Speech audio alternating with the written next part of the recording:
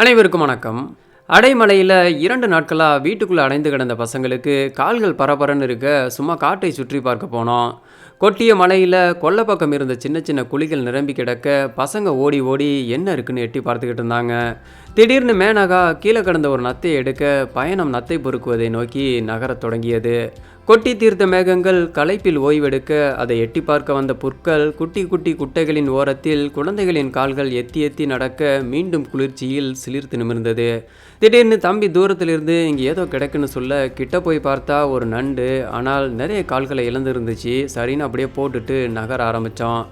பசங்க அங்கேயும் இங்கேயும் நத்தையை தேடி அலைய என்ன ஒன்றையும் காணும்னு நினச்சா ஒரு இடத்துல நிறைய நத்தை கிடக்கிறத பார்த்துட்டு போட்டி போட்டுக்கிட்டு பொறுக்க ஆரம்பிச்சிட்டாங்க. இந்த நத்தையை சிலர் உணவுக்காகவும் மருந்துக்காகவும் பயன்படுத்துகிறாங்க. விளையாட்டாக பொறுக்கி எல்லாத்தையும் யாருக்காவது பயன்பட்டுட்டு போகட்டும்னு கொடுத்துட்டோம்.